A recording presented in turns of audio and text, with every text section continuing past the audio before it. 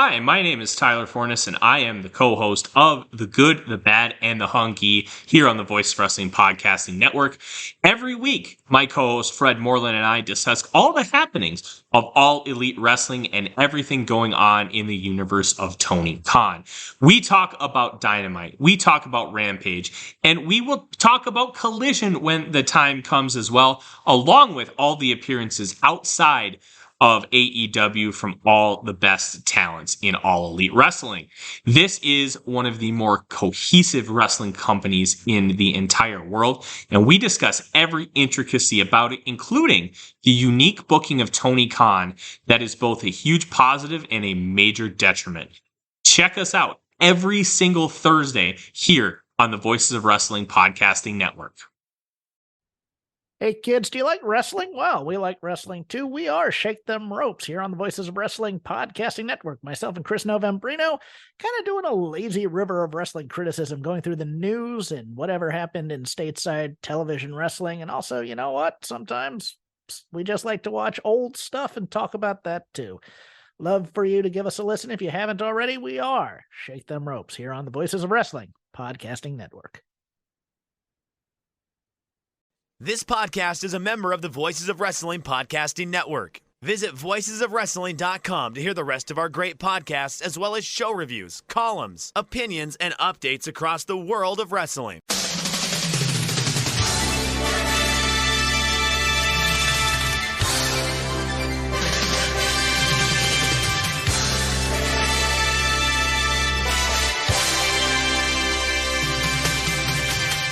Hello everybody and welcome to the Super J-Cast. I'm Joel, joined by Damon and McDonald. It is Tuesday, 3rd of October 2023. This is episode 275. A milestone in the Super J-Cast history, because this is the first time we have been recording during an Arsenal Champions League game. Wow. Half time. Okay. Lons against Arsenal. Currently 1-1. Bukayo Saka's gone off injured, which has made me a little bit terrified because we've got Man City at the weekend. That's a huge one. Yeah.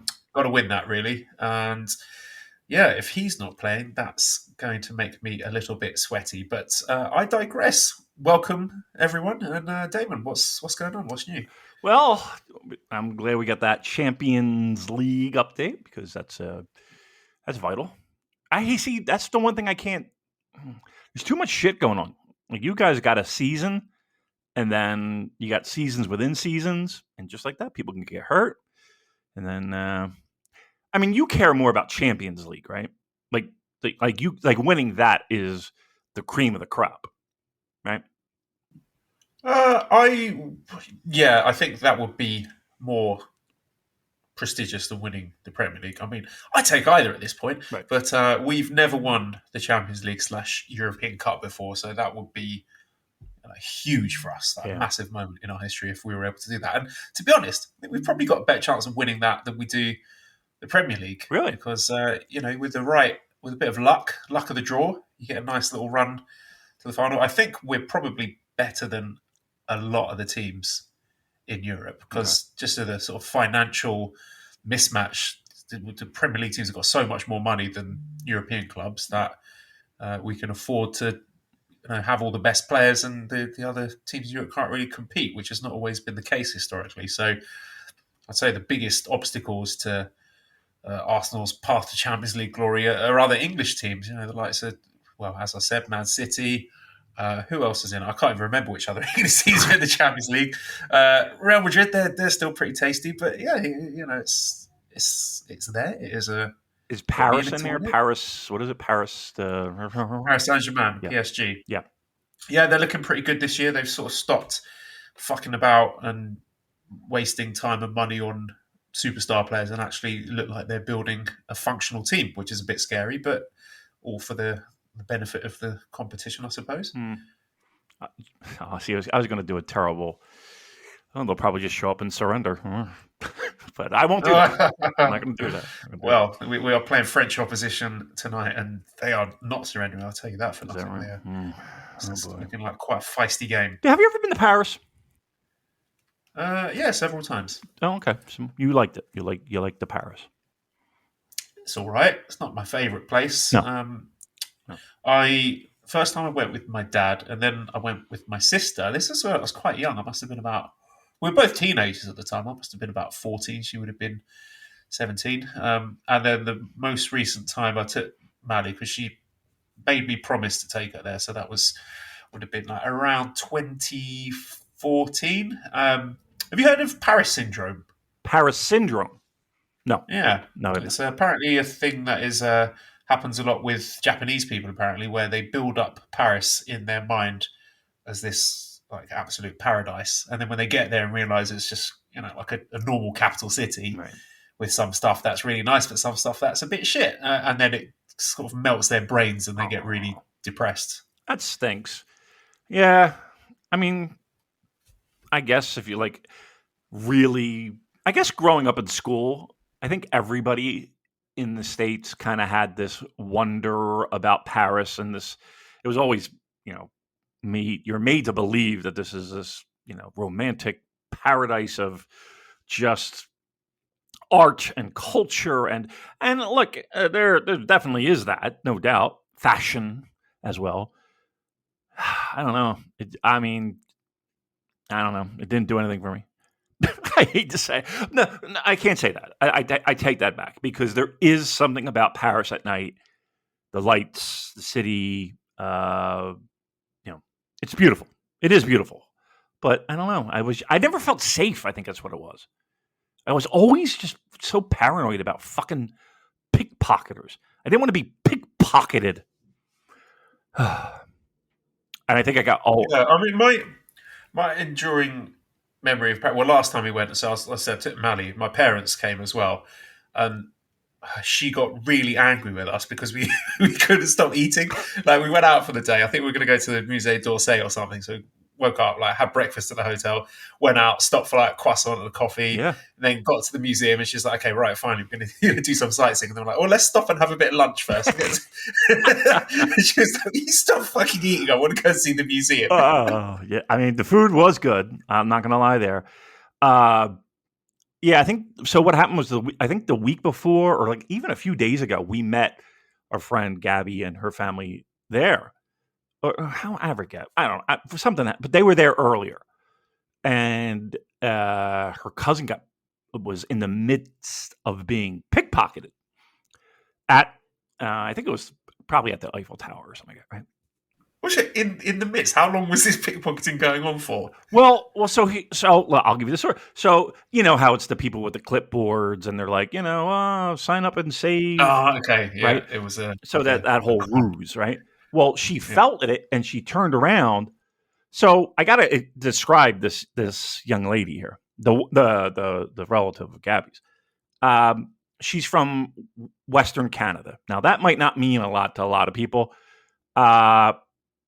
So when she felt it, she turned around and she grabbed the girl and pulled her shirt, like her jacket and sweater, over her fucking head and tuned her up like she was in a hockey fight, because that's right. So great. I was like, oh my God, how fucking awesome. I would have loved to have seen it. Right. But then I was paranoid about it, like when I was there. So I had my keys and my knuckles. I'm ready to fucking, like, I'm like Suge Knight protecting the women. Nobody gets in 10 feet of my wife. It's just crazy. I didn't like it.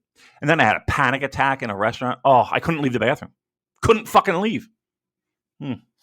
So was the food that bad? Yeah, it was awful. It was terrible. Yeah, it was a terrible one. You got food envy.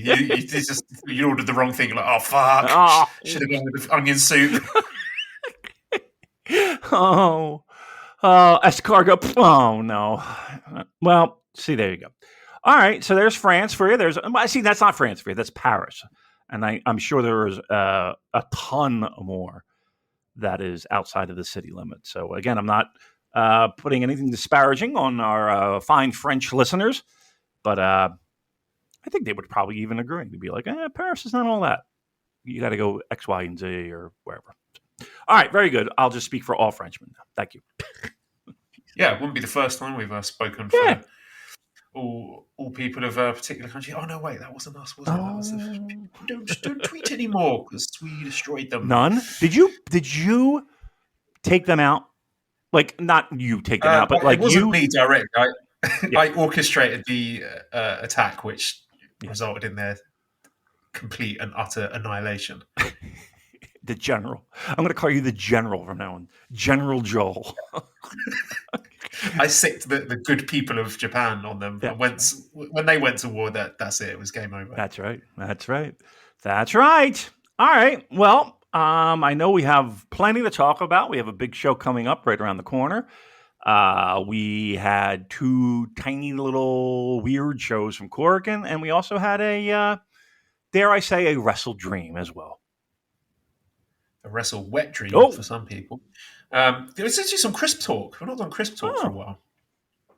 I know we're not being sponsored by this company, but I'd just like to sort of shout out an interesting and enjoyable crisp experience I'm having. Sure. Because working my way through all the British brands that I've missed over the years, I've started a subscription to a company called, I'm not sure how to pronounce this, it's Spudos. So I'm going with Spudos. I'm going with Spudos are it's a company that sends you unseasoned crisps and the flavouring on the side. So you can get little shaker pots or sachets where basically you add your own seasoning to your taste. So they've got several different flavours. So I've ordered that and it's really good. I really like the experience of being able to just absolutely like lay it on so thick that I'm thirsty for the next 48 hours and probably completely fucking up my liver or kidneys, whichever one it is that gets battered by you eating too much salt. But do they give you multiple packets?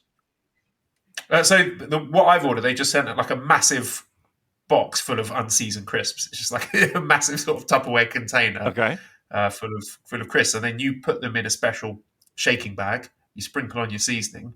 And it's really nice. I'm particularly fond of the salt and vinegar is really good. The prawn cocktail is really good. So, yeah, maybe I should reach out to them, see if we can get a sponsorship deal going, because it's good shit. It's right up your alley, yeah. That is right up your alley. I see. I would like it if, and again, I don't know if they do. Maybe they do.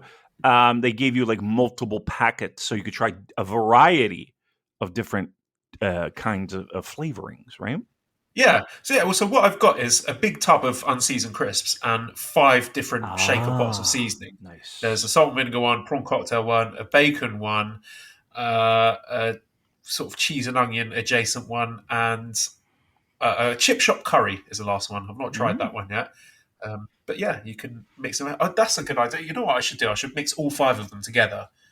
And I think it's make too like much. a sort of I think Megazord. But I think you should pick 2 though. I think you should definitely pick 2. Try and make your own Joel combo. I think that'd be a General Joel combo. Sure. Oh, that sounds really good. Do you have or have you experienced the kettle cooked chips? Yes. I mean, these crisps are a kettle. They're not, they're pretty similar to kettle, sort of a bit thicker. But is that what we're talking about? Sort of the thicker, crunchier variety of? Yeah, they're like crisps? It's like they have a little bit different crunch than say a regular one. But yeah, kettle is my favorite. I do like them. All right, all right. My last question with this: do you dip your chips? No, there's no need to dip if it's been adequately seasoned. Listen, I'm with you, but I know people who do that, and I think it's incredibly gross, and I think they should be killed. I'm just saying. I think we should eliminate them from the planet. Funny enough, my ex-girlfriend introduced me to that practice of. She used to love it with like sort of like cheesy dips and onion dips and stuff like that. It was awful. I'm with you. Do you ever still talk to her? Probably why the relationship fell apart. Have you ever talked to her since you broke up? Yeah, we're still in touch. We're friends. Like it's one of the probably fairly unusual circumstances where we are better off as friends than we were as a couple. Right. Because we were friends before that at university. Knew each other for maybe about 3 or 4 years before we actually started dating. We were dating for about 2 years. Didn't really work out. I found someone better, and no, it was mutual. Like we were both. Did the penis get in the way at all? I'm not talking about yours. I'm talking about her. No, I'm just kidding, of course. So I mean, yeah, I'm one of those people that cut off all ties. The minute I walk out the door, I don't think I speak to them again. Well, I think what mitigated that was the fact that I think like 3 weeks after we'd broken up, I was already dating Mally, so it wasn't like I was right. that fussed about it. I was just like, no, cool, this is an upgrade. So yeah, I'm happy to be still friends with you because I'm a bit better than you. Oh, you like to rub it in her face a little bit. Yeah, yes. I mean, it's quite a long and hilarious story. I'm not sure if it's fit for public consumption. Then again, I've not named her, and it's extremely unlikely that anyone listening will know who I'm talking about. But basically, she got engaged very shortly after we broke up. Really? So the gentleman that she got together with afterwards was a bit of a wrong-un in retrospect. So they were together a few years, and then they got engaged. Then wait, you're skipping a big large section here. How does that happen? So you're dating her. She gets engaged. Like how long? 3 weeks? No. Okay, right. So we're dating, and then she breaks it off and says, blah blah blah, it's not working, right. Whatever. I was just like, a small cock, I can't deal with it. I get it. Okay, right. Yeah, obviously. So we talked about multiple times on the podcast. She and then a few weeks later, I found out that. Yeah, well, I can't remember exactly what the time frame was, but it was a shockingly short amount of time that she went from being in a relationship with me to being engaged to this other guy. Right. Yeah. He was quite young as well. Would you say more than a month? In his late teens at that point. Okay. More than a month? About there or thereabouts. Wow. It was pretty rapid. Do you think she was seeing him on the side? Yeah, I do. Yeah, I think so too. What a fucking... Oh, you know what? But yeah, anyways. What's her name? I'm calling her right now. We're getting her on here. We're calling her. Yeah, she's a lovely girl. No, she's not. No, she's not. No, I'm not accepting that. I'm not accepting that as a... No, because obviously she was... How is that even possible? To go from 0 to a ring in less than a month? It's impossible. Right? Well, okay, here's a theory. Maybe nothing had happened between them, and there might have been a religious aspect to it where the engagement was to expedite certain opportunities, if you catch my drift. I don't know. That's just a theory of mine. What do you mean? No. I don't know what you mean. I have no idea what the fuck you're talking about. What? Some people don't believe in sex before marriage. Some people don't believe in sex before marriage, so maybe they wanted to do. I don't know. This is just wild speculation. This podcast's taken quite a turn. I've not even got to the best part yet. But I'm just saying. Okay, so they got engaged to have sex. I don't know. I'd have to ask. I've never asked. I've never approached the subject. Wait, next time I see her, okay, things are not making any sense. You still talk to this young lady, right? When was the last time you talked to her? Yeah, with friends. Well, okay. What, in person? In general. Text? In person, it was last summer. Text, maybe like 15 once months ago? every couple of months or so. Okay. All right, and you never brought it up? You never brought it up? What, post-breakup? Yes. Hey, no, because it was of no interest to me. I'd moved on. I was seeing Mally at that point. I was very happy. You're not even a little bit curious as to how that all unraveled? Like, you never just said, hey, by the way, that was a real quick engagement there, huh? What was that all about? Well, I would like to bring it up, but without the context of the full story, you will understand why I can't and won't bring it up. All right. Why don't you give me your phone? All right. So they got Let me just send her a text. No, they didn't get married. This is the point, right? They were engaged. Right. And then breaks it off with her post-engagement and says like, I think I'm still young. I've maybe made a choice here. I want to sort of find myself first, blah, blah, blah. So she's devastated, obviously. And then a few months after that, he comes back and says, I've made a huge mistake here. I'd like to get back together with you. And she accepts that apology and she's like, okay, let's try again. Okay. Wedding back on, right? You'd think after that, you'd be like, well, maybe let's pump the brakes on the engagement thing. It's just do dating again for a while to see how things go. But no, wedding's immediately back on. Wow. Me and Mally went to the wedding, actually. Lovely wedding. You went to the wedding?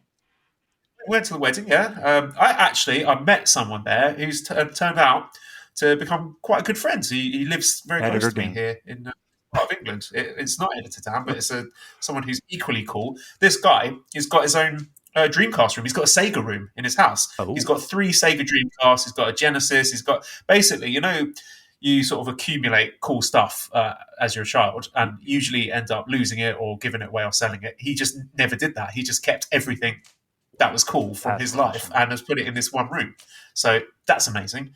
What were we talking about then? Well, So you went to a wedding. went to the wedding, and oh my goodness, like I got on well. Still get on well with her parents. I mean, not that I talk to them now, but we always had a pretty good relationship. And talking to them at that wedding, like without them explicitly saying, "What the fuck is my daughter doing? This is a ridiculous mistake." It was written all over their poor faces. So it was like, I think most people there were just like, "Oh, what? This is not going to end well." Yeah. So there was a bit of an atmosphere in the air at this wedding, and then less than 6 months later, she found out he was cheating on her. And yep. And that was that, huh? Wow. And that was that. 6 months. This young lady lives in like 30-day blocks. Yeah, I know it was really terrible for her. Like I don't take any joy or satisfaction from that. It was genuinely horrible. A little bit. But no, I feel bad for her, and it's something I think she's, to this day not really recovered from. I think that sort of stuff does change a person. Yes. So, that is. Well, listen. How did we get onto this topic in the first place? Well, this is where we go and how we do. She liked this as well. Yeah, probably still does. Why don't you ask her? Why don't you send her a text? Be like, "Hey, I got a couple bags of crisps. Mally's not home." I'm kidding, of course. She would kill me. Come round and try some of my flavor combinations. Yeah, and by flavor combinations, I mean rude, doesn't it? Is that the worst wedding you've ever been to? I've not. I can't remember that many weddings I've been to be honest. People don't invite me because they know I'm really badly behaved. You get a little in you, get a little crazy. Yeah, starting fights. Yeah. That was a night. Was it nice? I don't know. It's we have a mutual acquaintance that I went to their wedding, and it was in their living room, and it was horrific. Wait, which country is this in? This happened in the United States. Okay. And it was in the person's living room, and we're all kind of standing around, and all like 4 people standing around, and then all of a sudden, here comes the bride down the steps in a very ill-fitting dress, and we're all kind of like staring at each other, like, oh, "Is this happening? Is this? I mean, should we? Like, is this?" So she just kind of walks over, stands in the living room, and it began. Now, I was in charge of the music, Joel. And all they had was this fucking like radio with like cassettes, right? And there was nothing to play. Like they had nothing prearranged. So I had to play like a song so that the daughter and the dad could have a dance. And it was like Whitesnake. I thought you were going to say you have to put like something from your New Japan playlist. Just Toshi Kojima theme. Yeah, it was Kushida's theme. Yeah, it was the worst. Yes, perfect. That was the worst wedding I've ever been to because it was very shotgunish in the sense of I believe she was had one in the oven as she was walking down the aisle, and neither of which were financially, emotionally prepared for what marriage meant. Oh, Jesus. It was just an abomination. So, and here's the thing, I'll do it off the air, but you know this person. You know this person. Oh my god. Yep. Okay. Yep. My mind. I think I might know who it is, but yeah. You think? You tell me that off. I will tell you off the air. All right. 24 minutes in, we've covered the crisps. Is it Rocky Romero? It's Rocky Romero. That's correct. It's bad luck Fale. That popped up in my social media when we went to his piss up in Tokyo. Yeah. I thought he he was said. kill He us. saw us now. Yeah, he would probably kill us now. Do you remember Kill sitting me, in that bar? You know, the first bar we went to, and we're getting all loaded up, and you remember Kyle was like, let's go to Fale's. Let's go. And we're like, no, we're not going there. No. And he's like, yes, come on, let's go.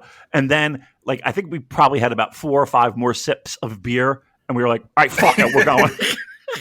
Exactly. It didn't take much persuasion, did it? It really didn't. It really did. And I remember going, like, we walked literally right past it, and we went around the block, and we're like, where the fuck is this place? I was like, oh, it's right across the street from where we were. The one thing that sticks in my mind from that is, do you remember Jay White looking absolutely miserable there? Oh, yeah. Yes, I do. I do remember that. I remember it being packed, and I remember it being so smoky that I was like, oh, you couldn't even breathe. So we were just trying to find a spot. I remember just kind of trying to get to the back and some open air. And then Hinare was there, and who else was there? Did we talk to? Tama Tonga, he was there, wasn't he? Yeah, I don't think we talked to him, did we? No. I think I would have definitely avoided that. I think he was may have still been blocked by him on Twitter at that point. Yeah. But he did unblock us at some point. So did he? Oh, good. There you go. People can change. You say thank you. Thank you. I agree with that 1,000%. That was a good time. I do miss those times. Those times but I'll never forget Kyle just fucking egging us on. Hey, did you know they broke up? Oh, never mind. Maybe I shouldn't say. No way. Yeah. They're no longer a couple. Yeah, they both have. Yeah. Which has me kind of like a bit sad because it's like, am I ever going to see them? Well, obviously I'm not going to see them together, but like, am I ever going to see them again? You know what I mean? Like, it would be very odd for that to happen. But I think both of them are in different relationships now. So, yeah, I'm a little sad about that. I heard that news and I was like, that fucking blows. Oh well. That's put a downer on things. Yeah. All right, what are we going to do? We talk some wrestling then. All right, let's do it. Okay, let's see. I'll look at the questions. We only got 6 questions this time, so I've not written them down. Okay, Psychosis86 says, is Shibata still with NJPW, or did Tony Khan also somehow sign him as well? Also, does New Japan have a cucking fetish? Because almost every time they send a talent over there, they lose. So this is obviously a reference to the AEW show WrestleDream, which was allegedly some sort of Antonio Inoki tribute show. What better way to do that than, what was it, Christian against Darby Allin, and then Edge, Adam Copeland. I mean, that was that would have made Antonio Inoki proud. Yeah. But anyway, there are I suppose 2 matches that have. Well, no, actually, I don't. Did you see I think it might have been on Collision, the TMDK backstage promo with Shane Haste doing a rap. I did not see that. I saw their match, but no, I did not see the rap. Can you? Would you mind knocking out a few bars for me? It was just like sort of hilariously bad rapping. He asked Mikey Nichols to give him a beat, and Mikey goes, "Absolutely not." He's really fun. Like they're genuinely good comedic duo because Mikey's like the straight man and Shane does all the comedic stuff, and I thought it was really good. So expect them to be the competing Australian tag team comedy jobbers. Tony likes to collect these things. Oh fuck, Lons have just scored. Oh Jesus, Joe Lanza. Oh dear, that's not good. Oh dear. All right, so yeah, WrestleDream. Yep. 2 matches. So Shibata versus Eddie Kingston. It's a good match. I liked it. I like Eddie Kingston. Obviously, quite fond of Shibata. As for him being signed, so the post-match presser, I think Shibata said that if Tony Khan wants him, he would love to stick around, and Tony said that he'd like to sign him. So I don't think we're going to see him wrestle in New Japan again. They've got no interest in doing it. If they wanted to do it, they would have done it. Right. I suspect it's.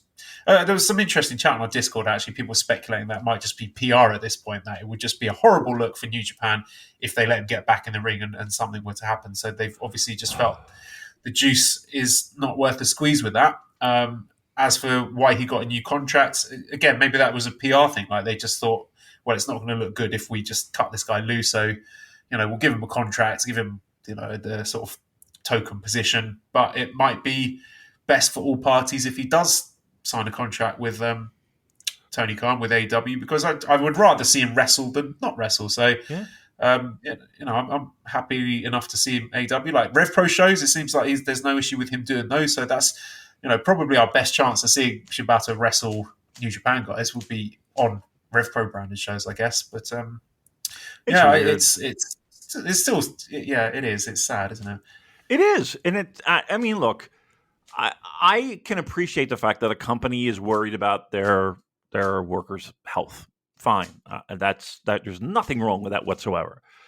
I mean, like, he's been checked. I mean, I don't know what more that can be done. Like, what more what extra assurance does New Japan need to say that, okay, he's okay? Because apparently he's working for everyone else under the sun except, at home at New Japan. It's puzzling, to say the least, right? It's puzzling, which I don't know. And again, I don't know anything for sure, but it does lead me to believe that there are other reasons involved in that. So if Tony Khan wants him, I think it's a valuable pickup. I don't think it's any more risk than anyone else on the roster, really, if he's got medical clearance from, I'm assuming, more than one person. It's not like he just went to, Doctors R Us and, yep, you're good to go. Here's $100 under the table and, out the door you go. No, I'm sure he has gone through extensive tests. Let's put it this way. I would hope that he did, and he has, and I hope that there is some peace of mind with other promoters that are using him. Now, if it's literally the reverse of that, in the sense of he's saying I'm fine, but he can't really document that, and he won't go to doctors to get that paperwork or whatever the case may be, great. I think New Japan Pro Wrestling is smart, and I think New Japan Pro Wrestling is doing the right thing, and I think New Japan Pro Wrestling is covering their ass. If that is the case, right? If it's on Shibata and he's not doing his due diligence, I find that hard to believe. I really, really honestly do, because here's the thing. Do you think Tony Khan wants that risk? Do you think anybody wants that risk? Now, again, Rev Pro, are they making them go through these tests? I'm not going to say they are or they aren't, but okay. As we go down the ladder of pro wrestling promotions, I think it's less and less likely that they're looking for some type of medical clearance, right? But Tony would probably, if there was any question, dot his I's and cross his T's. Just as a business person, the liability would be huge. Look, to me, it feels like there's more than what is being led on as to why he can't get a job, in New Japan Pro Wrestling itself. And he feels like this ancillary fringe wrestler that's, not welcome in his own company. And then if that means Tony Khan signs him and he spends a lot of time in the AEW and ROH and goes overseas to Rev Pro or whatever, at this point, it's been, I mean, when was the last singles match? Was it the Dome? That crazy. What, in a New Japan show? Yeah. Yeah, the Ren Narita match where he allegedly went rogue. Right. I mean, that was. There's been plenty of time in between there. So again, it does lead me to believe that something else is up there. We also had a huge dream match, Zack Sabre Jr. against Bryan Danielson, which seems to have delivered on everyone's expectations. This is going to sound like sacrilege. I'm not a huge fan of Bryan Danielson. It's just his in-ring style doesn't really click with me. I don't find it that engaging. I'm probably the only person on the planet to think that, but it's a pretty good match all the same. What did you think of it? Any surprise whatsoever that Zach lost that one? No, unfortunately. Like we are the Noah of we're the Noah equivalent to all elite wrestling. So no, it didn't shock me at all. I love the match. I did. I thought it was really fun. It's really checks all my boxes when it comes to shit that I enjoy. I found it to be incredibly entertaining, incredibly like I was glued to my seat watching. And the creative counters and like how long have I been watching this nonsense? Not even just like New Japan, just like pro wrestling in general. And yet you get these two guys in a ring and you're seeing shit for the first time, you know? And none of it is crazy super Canadian destroyer, blah, blah, blah, you know. By the way, if I see another Canadian destroyer, please. It's literally I'm sorry, I'm saying literally a lot. It's literally like me saying literally. I'm sick of it. It's just Yeah, I'll give you that. It's literally the worst move in wrestling. If I were to Yep. rank all the moves that I hate, that would be number one. top of the list of most hate. Yeah. Yeah. It's the modern equivalent of a DDT. It's just it was a great move that everyone has watered down, and it just means nothing at this point. It is. I'd rather see When a referee is taking one in the, Yeah. the main event at Wembley Stadium of a show, then you know that something's gone terribly wrong. Yep, 1,000%. Yeah, I'd rather see an arm drag. Quite honestly, I really would. So, but no, the match I thought was great, and I thought not only did they deliver what I was hoping they would, I think they went a little bit past what I was even hoping for. So I don't know. I think everyone who thought about this match, and you know, I'm sure a lot of people did. I think it met those expectations of what we were hoping for. All right. What else? Katsuhiko Nakajima. He's finished up with Noah. Yeah. He said he's going. Was he freelance now? He said. What are your thoughts on this? Where do you think he would end up? Do you think he might land in New Japan? Because we've seen this done before with wrestlers who claim that they are going to be independent or claim they're going to try and make it in the States. Right. The examples of Ishimori and Shingo spring to mind as recent examples of guys who would, in retrospect, clearly just backdooring their way into New Japan. Do you think this is another such case? I mean, I think Tony Khan has said that he would have interest in Nakajima. So where do you land on that? To me, it's New Japan or bust at this point, right? Like he's not going to make anywhere near that doing Japanese indies. It's just, let's be honest. So if he's looking to, if he's looking for a little financial security, I think New Japan is really his only option. I don't think AEW is an ideal scenario. And I say that only because it's hard enough for fucking New Japan guys to get over there. So now, what percentage of people that go to AEW are really familiar with most of the New Japan roster? Not a lot, surprisingly. I mean, they know the big names, but like people, as you go down the roster, I think it's less and less, people are familiar with. And trust me, there are pockets of people that go to AEW that would not only appreciate him coming in, but like would fucking love it and can rattle off his history probably better than I can. But that being said, like that's going to be a tough hill to climb. Like, look, can he come here and just be him and kick the shit out of people?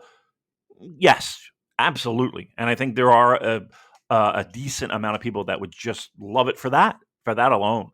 But to me, I don't like what If I'm Tony Khan, I probably don't do that because it's like, aside from signing somebody that you might really enjoy watching on tape, like what is the benefit to Tony Khan of that signing? I can't think of it being a huge thing other than I'm signing somebody I liked watching. I'm a big fan of. So I think New Japan is it. I think we'll see him in a New Japan ring rather quickly. Interesting. Do you think he might be a potential candidate for the vacancy in Just Five Guys? He could be a tag partner for Taichi, maybe for World Tag League. Possibly. I mean, I think right now our heads are, with two options. One a little bit more New Japan centric than the other, but it wouldn't shock me. Right, it wouldn't shock me that he finds that role as the fifth member, but I think there's a lot of spots you could put him in that would be really be a plus for New Japan. It would be a plus for that would be a plus for New Japan. I was one of those guys saying, somebody from Noah should have done exceptionally well in G1. Just the idea of a guy from outside the promotion buzzsawing through the roster, and you need a top dog to take him down. I think that would have been great if they go with that here. I think that'd be interesting. But yeah, I could see him slotted in that role. Just Five Guys, no doubt. In-Ring Art says, what's your dream New Japan matchup for Edge, Adam Copeland? Any interest in him whatsoever from you? Do you know how old he is? Take a guess. 45. 50. No, he's not. Look it up. No, he's not. Look it up. Shit, you're right. Yeah. I was only 5 years off, to be fair. But 5 years. Trust me, I know it. I live it. There's a big difference between 45 and 50. let me tell you. He's 50. Like, you see him doing one of his little promos at Korakuen Hall with a chair in the middle of a ring, pulling an angry face. No, I don't. And I think, truth be told, I'm okay not having him in a New Japan ring. And I'm not saying that as a 50-year-old with major neck surgery and every other ding that he has on his body, he doesn't try as hard as he can. And at one point, he definitely was, I would say, a very good worker, if not great. I don't know if I think we're well past the sexy factor for Edge and he's a Toronto Maple Leafs fan. But I'm okay. He can stay in AEW and I'd be more than fine. Quick thoughts on this WWE Abima situation. So that's ruffled a few feathers. Some people panicking, thinking this is the end of times for the pro wrestling scene. So this is WWE now being broadcast on, well, it's the same platform that do a lot of New Japan stuff. Abima also do the New Japan press conference as well, don't they? So this is not like some exclusive high-profile thing.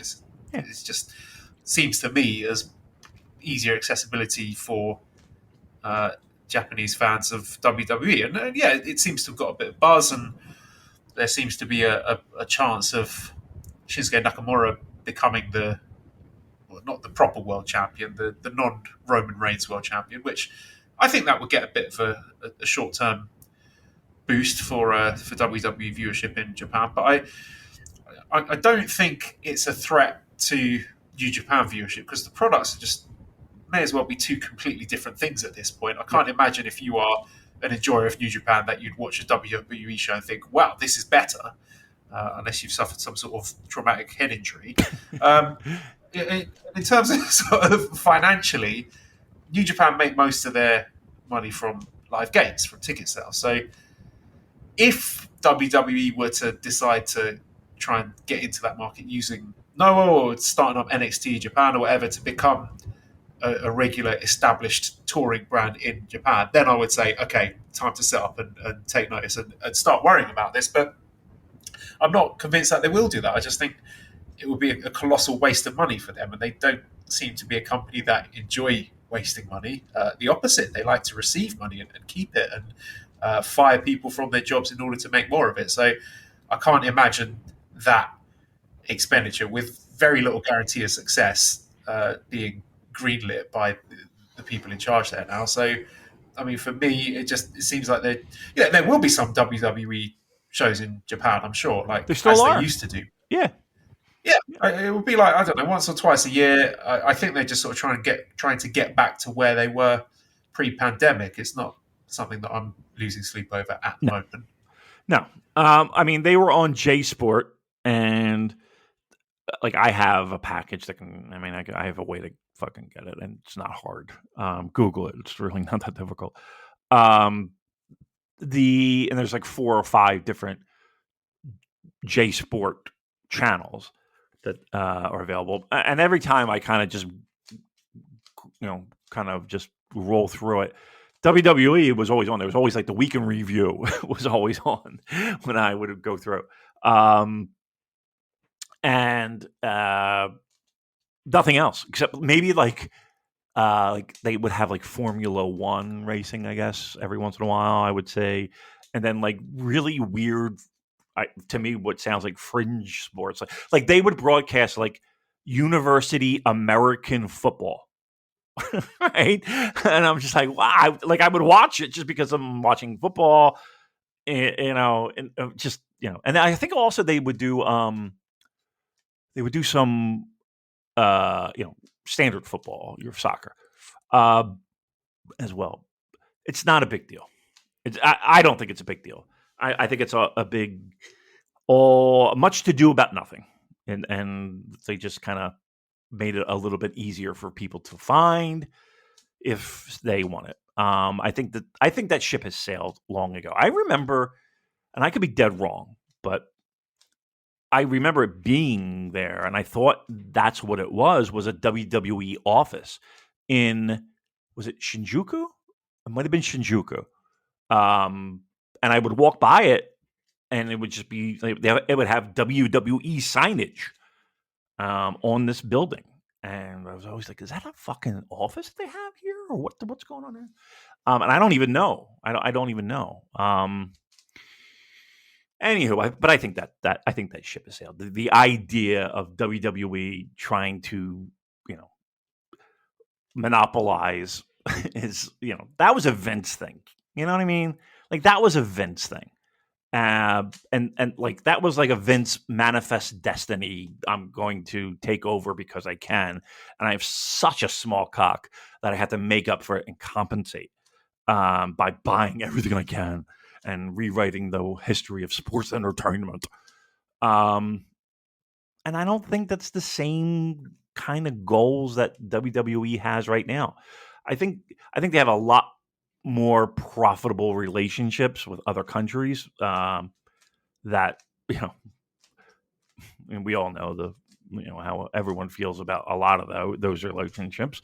But and I'm not sure that the majority of Japanese wrestlers are marks for WWE and grew up dreaming of a WrestleMania moment like people in the Brit Rest scene were, or people in Europe. Yeah, I mean, none of them grew up with. I mean, they would get like the magazines and shit and all that stuff. And trust me, they like wrestling fans. At least my experience with wrestling fans in Japan is that they're incredibly knowledgeable. Like they know more than the equivalent of what a person like me going over to Japan and talking about pro wrestling. But yeah, I mean, I highly doubt that fucking Shibata had a picture of Shawn Michaels on his wall, even though people, Hiroshi Tanahashi said Shawn Michaels is his favorite wrestler. Okay, well, maybe. Fine. There's one. There's one.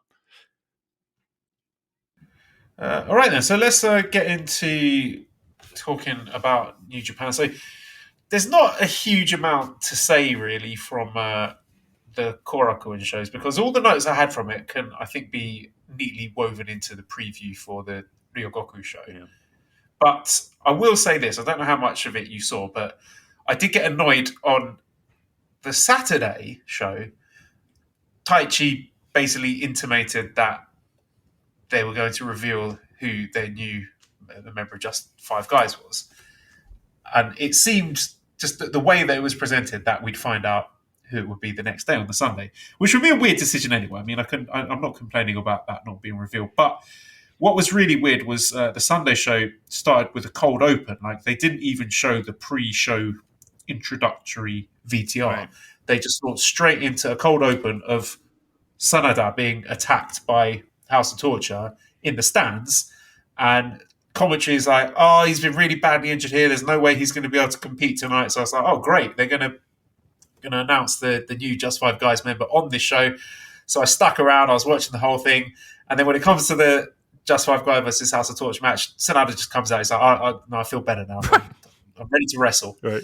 So there was that. And then shortly after that pre-show angle, there was another angle with the Chase Owens Tanga Loa arm wrestling thing where Bullet Club? Yeah, Bullet Club attacked Tanga Loa, put his arm in a chair and was stamping on it, smashing it, like destroying this guy's arm. So then commentary, there's no way that Tanga Loa is going to be able to compete tonight. And then when it comes to the match, their elimination match, at the end, he got better. He's fine. Yeah. So, yeah. I that was my note from those shows of what was the point of it, in the sense of, and I'll be very truthful. I liked that cold open. I thought that was like, oh my God, fuck everything. We have a major situation going on, right? Like, to me, that gave me a sense of urgency, and I really liked that. It was different and it was jarring. Like, it was like usually I'm watching a show and I got my phone in my hand and I got, maybe a laptop or something. Maybe I'm doing whatever. And I know I got at least 10 minutes of a fucking video I got to watch before I get to the show. And I use that, accordingly to get shit done or whatever. When they jump right into it, it's like, oh, well, what? What do I, time to put down the phone, time to put down the laptop. I've never seen that before. What's that? I've never seen them do that before. I'm hard pressed to think of when they've ever done it, and I can't remember. I don't recollect or recall any time seeing something like that. So I thought that was like, here's the thing. It was treated like it should have been treated. Like, if that were legitimate, like the idea of going right to that shot of, a House of Torture beating the shit out of SANADA, like, that's exactly what should have been done. And it did give a big sense of urgency. They didn't do anything with it, or at least not yet. Or at least, it was just like, what was the point of that? Like, and again, it wasn't just one time, Joel. It was, the arm wrestling thing as well, which was, all right, what are you going to do? You know what I mean? Like, the whole, like, I saw your tweet of the quote tweet from New Japan, getting all excited to hype everybody up that we're talking arm wrestling. I thought it was it's going to be such a serious kayfabe injury to Tanga Loa that I thought they suddenly realised that, having Tanga Loa versus Chase Owens singles match at Sumo Hall is fucking insane. What were we thinking? We've finally seen sense. Let's get rid of it. Let's do this injury angle to can that immediately. So I thought he's going to be so badly hurt, he won't be able to. He'll be out for weeks. They'll get rid of that match, but no, it didn't even last the afternoon. Really, it was amazing. That's amazing to me. That, and again, maybe I don't know. Somehow, maybe it plays into something that we'll see later on in the week, but it just felt like so completely fucking random that how do you do that? It's like in the same show, like literally the same show. Like, help me understand, because maybe I'm lost. Maybe I'm just a dope. What was the point of that, Joel? I can see. I've had it explained to me the SANADA thing was to get him fired up and angry and out for revenge, as if having his championship title stolen wasn't enough. The Tanga Loa thing, I have no idea. I wasn't paying close enough attention to see if there was any decent payoff for that. Yeah, that's just I don't know. I don't know. Remember a couple of weeks back when I was talking about, there's something weird about New Japan that I'm just not feeling, and I kind of feel like it's closer to AEW than it is like that kind of stuff. I would put in that category of just like if we start doing fucking backstage vignettes and people staring at a monitor backstage, very sternly and forceful. Like, if we start getting there, boy, my love of this product is going to fucking drop like a rock. And I'm not saying that we're there, but that's the shit I'm talking about. Again, I liked it, but okay, you're right. If that was a perfect out, that was the perfect out, and it was like they didn't even do that. Like, I don't know. I don't know. I was left more confused than anything else. Yeah. So let's get into previewing Destruction in Ryogoku, which will take place Monday, October 9th. That's a public holiday in Japan at the Ryogoku Kokugikan. We're opening with a 6-man tag match with House of Torture, Yoshinobu Kanemaru, Sho, Yujiro Takahashi against Taichi, Doki, and X. So who do we think X is? Elon Musk. Like? No. Multiverse Aces. Who's the 5th guy in Just 5 Guys? Yuya, Nakajima, Ishimori, someone else. If it is Nakajima, what is the ceiling for him in NJPW? So, we did talk a bit about Nakajima. Ceiling for him, he's definitely not a world champion. Maybe a tag champion. I think that'll be all right for him. But I am still thinking Ishimori, because as his sort of road to recovery, I think it sort of lines up with the injury that he would be back around this time. From what I've seen from him posted on social media, he seems to be fairly active and good to go. I don't think he's a good fit in Bullet Club anymore. Like, who would he tag with if he is back in Bullet Club? Mm-hmm. I think it's just a bit of a sort of shuffling of the deck chairs, really, because I'm viewing this through the lens of they don't want Dick Togo and Taka in Super Junior Tag League. So Kanemaru goes over to House of Torture, so we can have Sho and Kanemaru teaming up, and then Ishimori can slide into Just 5 Guys, so then Ishimori and Doki can be a team for Super Junior Tag League. And also, there's the added little sort of historical kayfabe thing where there's been the long rivalry between Kanemaru and Ishimori, where historically Kanemaru has always beaten Ishimori, right. So he might be thinking, I don't want to be sort of loosely aligned in the same faction as Kanemaru, so he might, that would make sense for him to jump. So yeah, if I had to put the Super J-Cast branded gun to my head, I would say Ishimori as X here. No, it could be UOM, right? I think it would be a really weird spot for that. Yeah. I think you'd want something bigger for that, and I would find that disappointing if it were, because he would be automatically behind Sanada and Taichi in terms of sort of heavyweight hierarchy for his own faction. I think they should have something bigger in mind for Yuya. You would think, but listen, we all know how New Japan operates. That's another reason why I really think it is, and it's not going to be. So we all want these guys to come back and debut with this every fucking rocket you can strap to a guy on his back and away that he goes. I mean, look, if I'm booking that promotion, yes, I would probably put the rocket to him and make his return seem extra special. I think the return will be special. I think the building is big enough and the building warrants it. But him being behind SANADA and him being behind Taichi in a pecking order, like, that is like chef's kiss New Japan Pro Wrestling. Like, that is par for the course. So yeah, that's kind of like where I'm going with it. Not that I necessarily want that, but to me, that feels exactly where we're going. Okay, second match then is the aforementioned war crime that is Tanga Loa versus Chase Owens. I'm sure not even the locker room are looking forward to this one.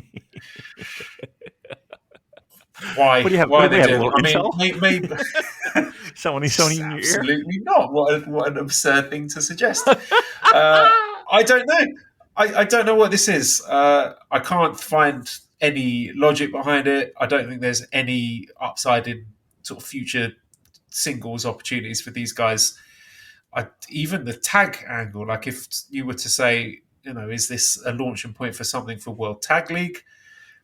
I don't know. Like, who's Chase Owens going to team with? Because Fale, we led to believe, is tagging with Jack Bonza, who did nothing wrong, by the way. What? So who is Chase Owens going to tag with? I'm racking my brains. Kenta? Chase and Kenta? Could that be a thing? Sure. I guess be as maybe Kenta makes a comeback here. I can't. There's got to be some. It can't just be a straight singles match where it sure there's a can. winner. Joel. Oh, it absolutely Really? sure can. There's got to be some sort of angle. No. Oh, yeah. No. Can we mobilize the fans at Sumo Hall to turn their back on this one in protest? Oh, I wish they would. They like wouldn't do it. we attempted to do for the Enzo thing. They're too kind, too polite. Look, I don't know. I don't know who thought this was something people wanted to see. This whole feud, the whole sort of Bullet Club God thing, it just feels it's dead, isn't it? Oh. Like they're like even at Korakuen, they're reacting to some people. Like they're pleasantly into Hikuleo, I'll say that. But just the whole thing, they've just been feuding with each other for was it like since last February or something? Yeah. It's just absolutely dead. Yeah, I mean, it's like there's it's mid-card shoulder shrug territory. And here's the thing. Once again, not everything can be super exciting, right? Even the best promotions had shit in the middle that you're just like, oh, who gives a shit? But but here we are, and you are right. Like Tama Tonga is a guy, and Tanga Loa as well. I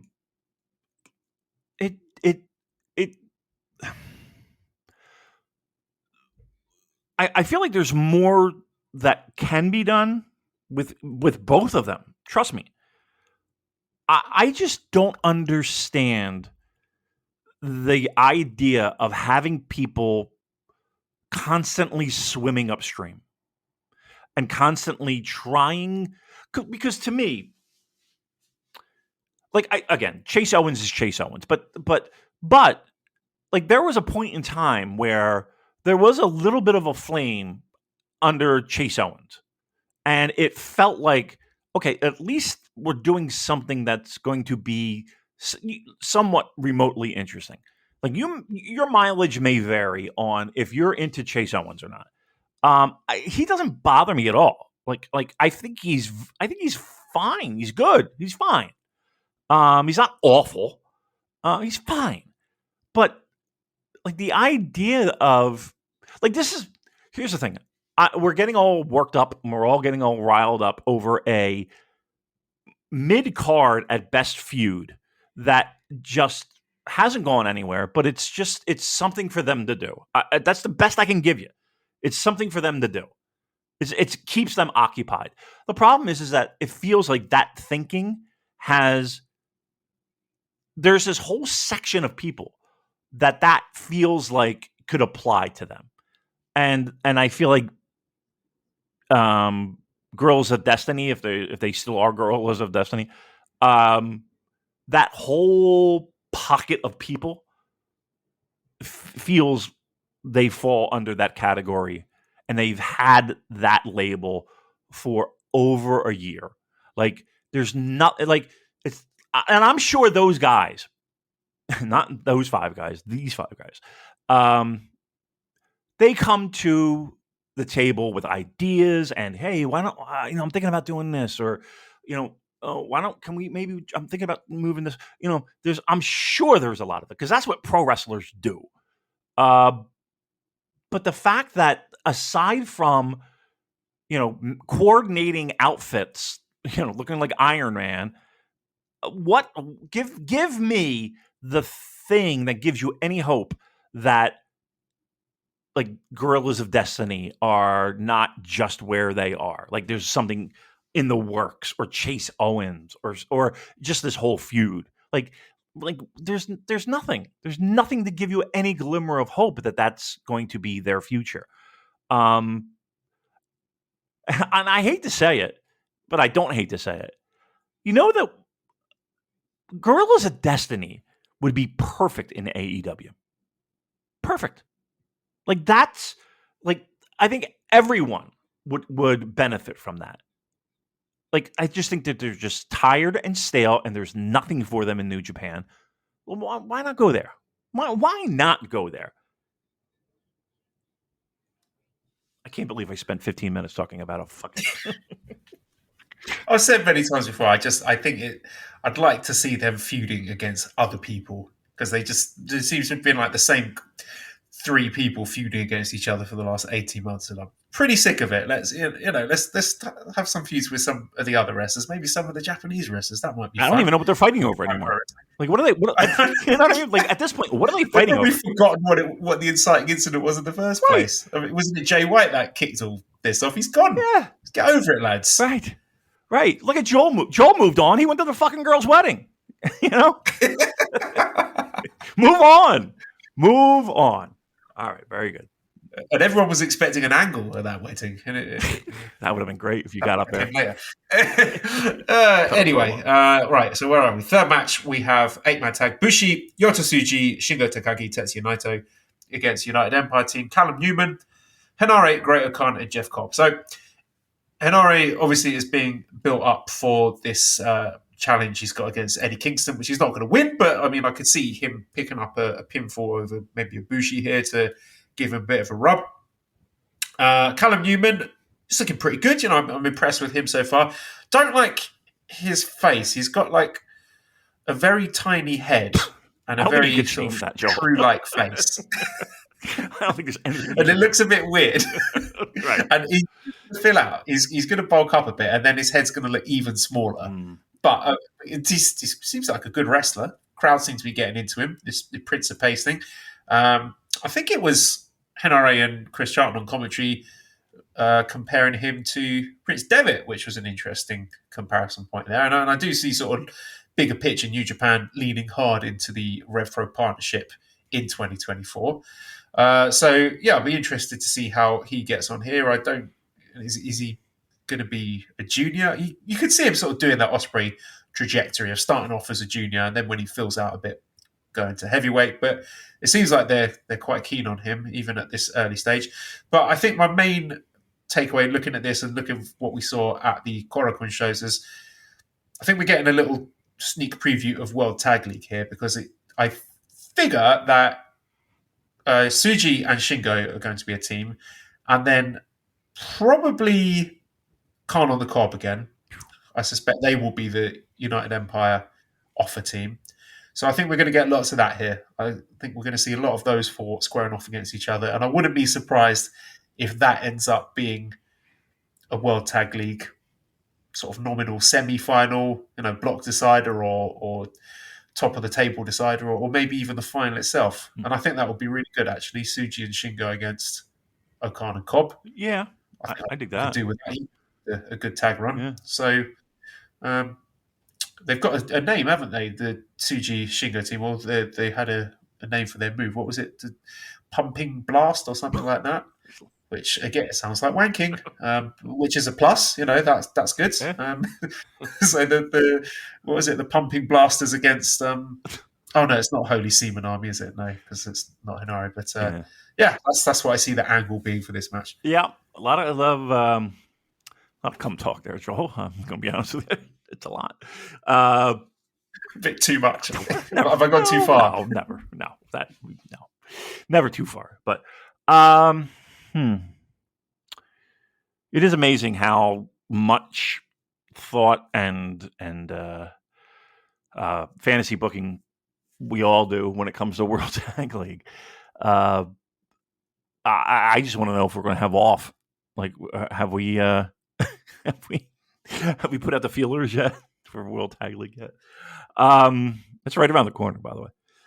Just saying. Oh yeah, I mean, let's say that now. If you're interested in guest hosting during World Tag League, get in touch, because I mean, there's people that I called back because they were so good 2 years ago, and they did it again last year. But I don't know if they'd still be interested in doing it again. So maybe we sort of freshen the lineup this time and see if there's any new voices who would like to step up to fill in while we have a little winter break. Yes. Let us know. I'll tell you what. I would like to see and hear our friends from Montreal. I always enjoy listening to them. All right, so listen.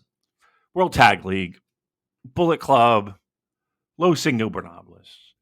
Correct me if I'm wrong. We're not going to see Aussie Open, right? I think we have an injury that would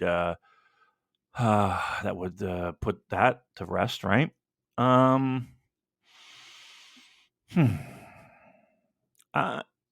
wouldn't be surprised if Shingo and is it Yoda Tsuji? Is it? Help me. It's not Yoda Tsuji. Who's? Why am I having a brain fart? Help me.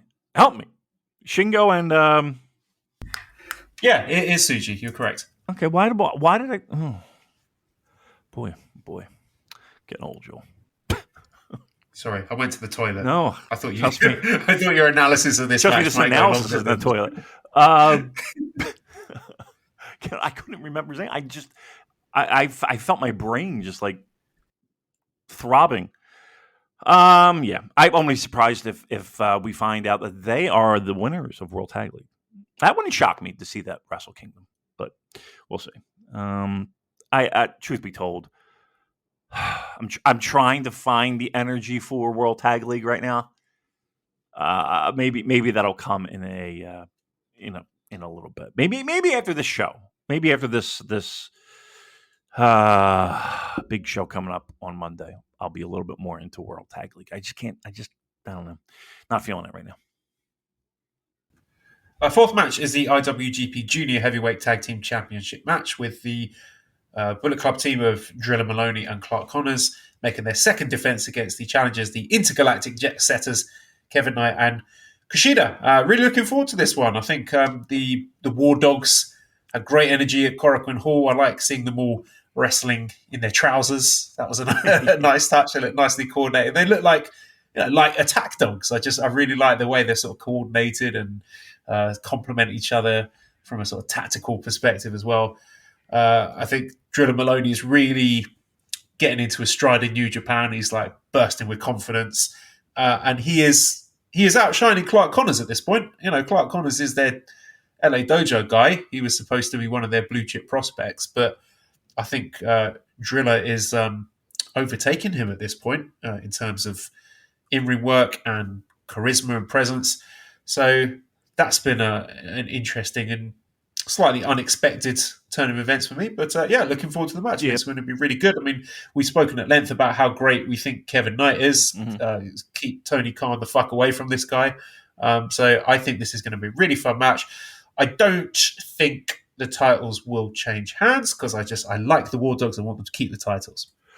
I think people should circle this match because I truly believe this has the potential to be one of, if not the match of the night. I truly believe that. The titles, to me, are more interesting. Like, I think the biggest positive New Japan has had this year has been those junior tag belts. And it's been that way for what feels like a decent time. Like, I'm excited by it. And again, I think this could be the best match of the night. I don't know Here's the thing. I would be okay with a title change. I don't think there will be here, but I'd be okay with it. I'd be fine with it. Because I think both teams can, like, the idea of other matches with both teams as champion defending against, a wide variety of different teams. I don't know. That's pretty good.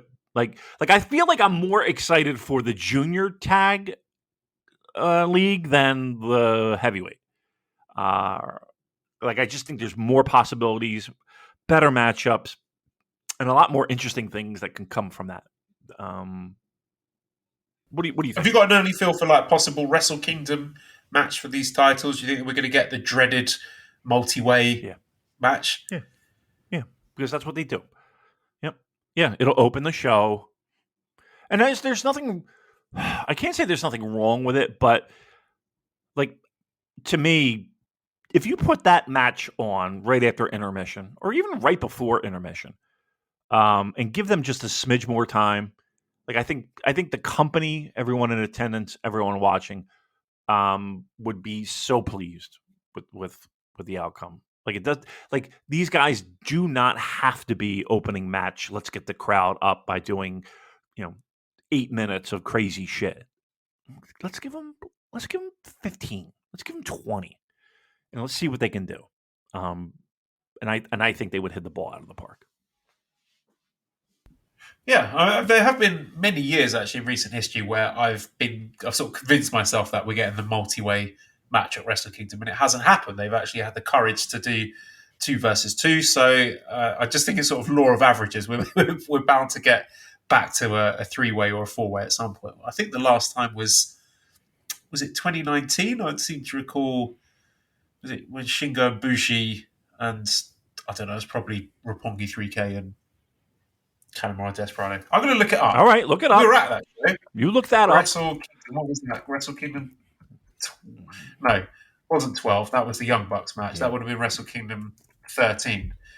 So Wrestle Kingdom 12 was Young Bucks against Roppongi 3K. Wrestle Kingdom 13 was Bushi and Shingo against Kanemaru Desperado and Roppongi 3K showing. So yeah, I think that was the last time it was a multi-way match. 14, the junior tag match was Roppongi 3K against Ishimori and ELP. And then at Wrestle Kingdom 15, it was Despi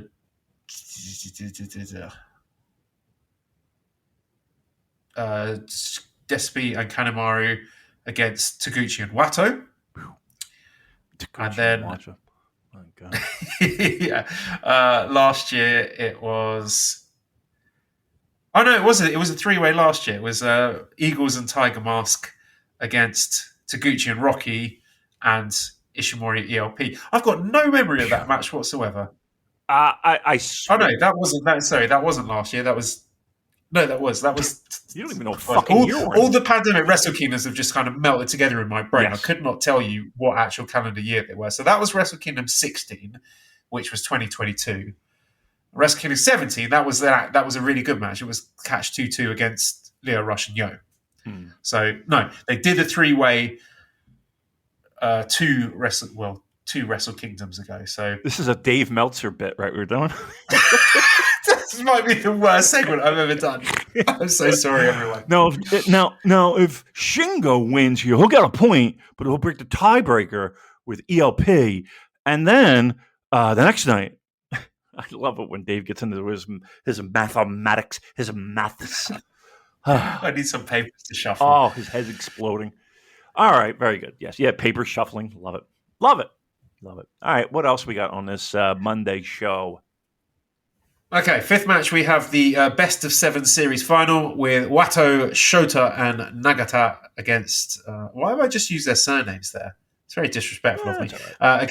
Strong style team of Despi, Ren Narita, and Minoru Suzuki. I've enjoyed this. I think it's been a good series. The crowd seem really into it. They, if I'm trying to pick something I think they've been most invested in, it's probably been this series. And it's been a nice little gimmick having this best of 7 where each week it seems that someone has got a bit of shine.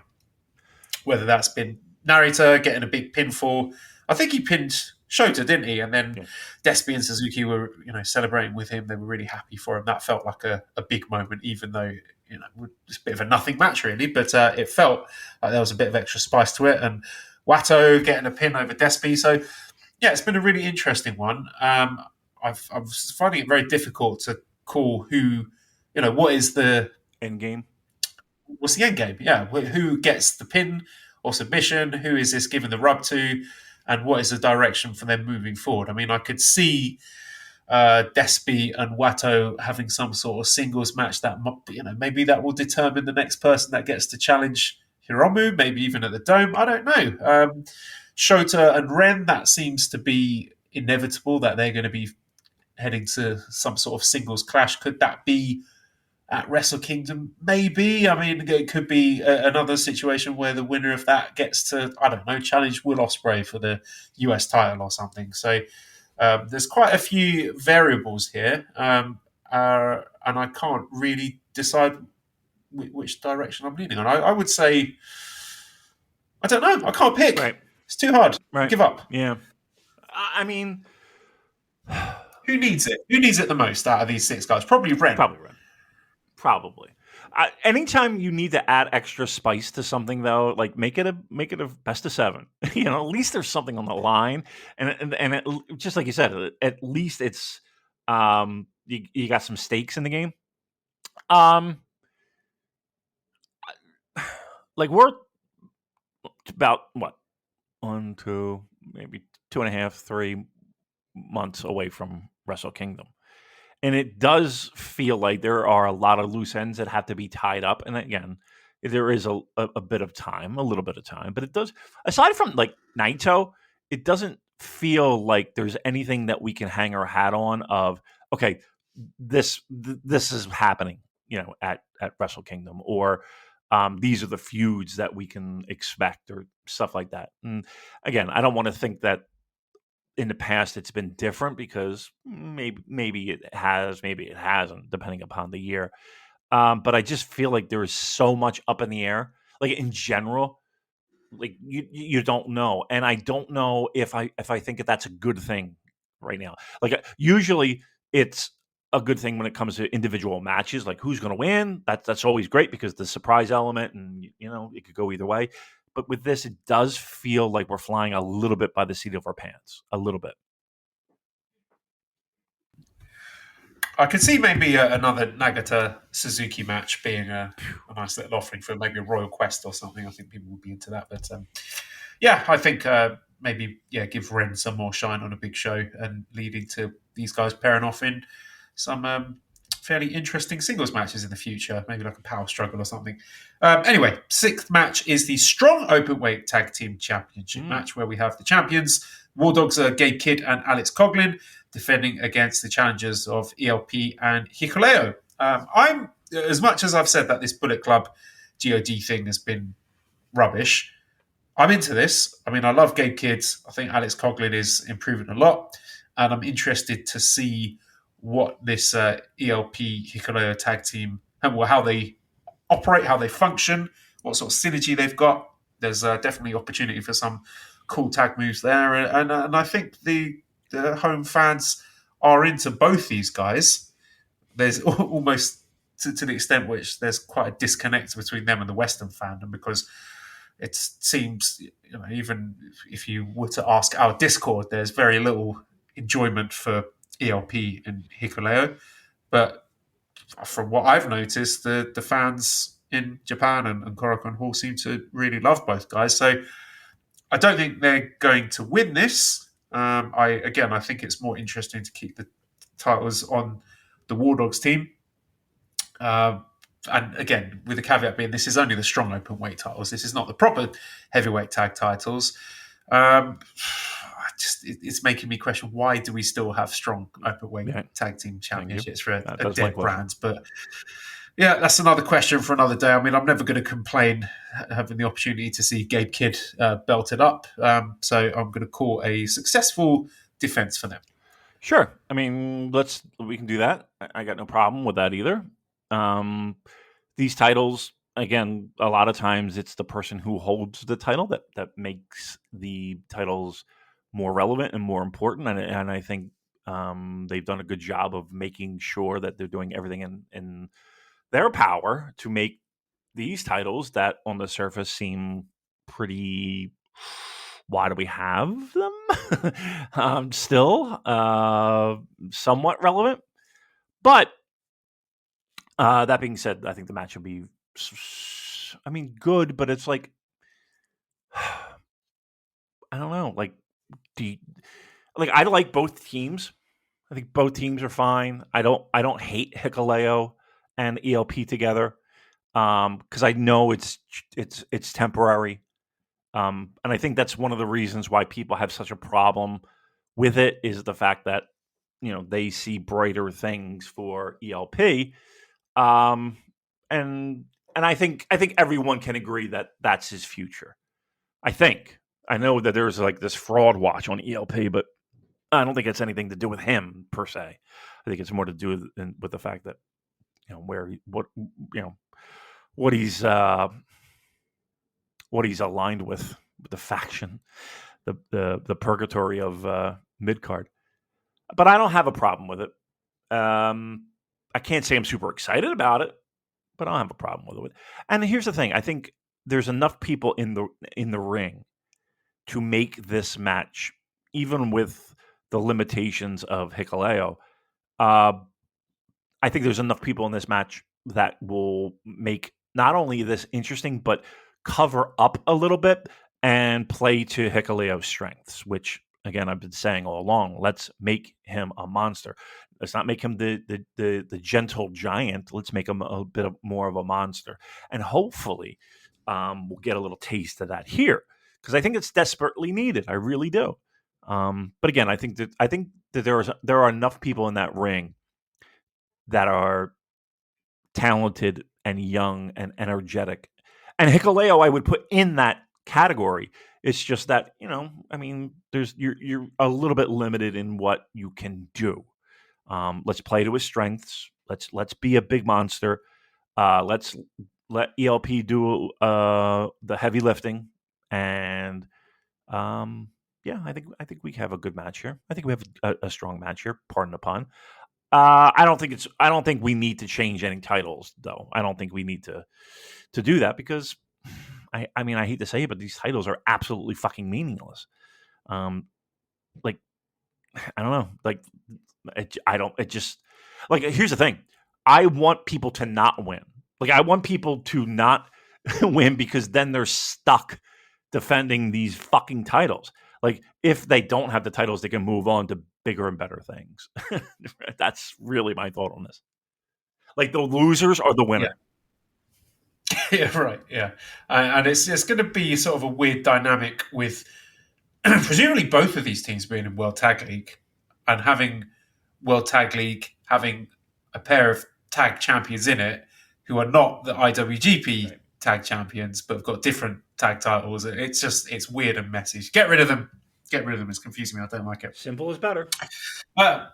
Right, seventh match is the Never Openweight 6-man Tag Team Championship match where we've got the champions Ishii, Tanahashi, and Okada defending against the challenger team, the Impact team of Josh Alexander, Chris Sabin, and Alex Shelley. Surprising match. Didn't think we'd get this one. I'm very excited to see Josh Alexander wrestling in Japan because I've been a big fan of his for years. I think he's great. I think the Japanese fans are really going to take to him. So if there's opportunity for him to get a longer run in Japan, I'd be all up for that. And of course, Motor City Machine Guns, we all know them. We all love them. Good to see them. So I'm sure this is going to be a really good match. But I've said before, I'm seeing this match as a possible Yuya Uemura gateway match. For the reason that obviously he's just come working with Impact. And of course, Okada used to work Impact. And Okada was Uemura's last match before he went off on excursion. So I think if there is a perfect spot to re-debut Yuya, it would be at the end of this match. So if I had to call my shot, and I think we are going to get Yuya back sooner rather than later, I would say it would be here and possibly challenging Okada. I don't know if it will be in a singles capacity or maybe Yuya wants to get two mates and go after these Never 6-man belts. I don't know. But I'm fantasy booking my way into this segment ending with some sort of Yuya Uemura appearance. Okay. I mean, let's put it this way. I don't think anybody's going to be shocked that he makes his re-debut on this show. Gun to my head, if you asked me who are the never six-man tag team champions, I would really kind of struggle with that. I completely forgot that they have the titles. The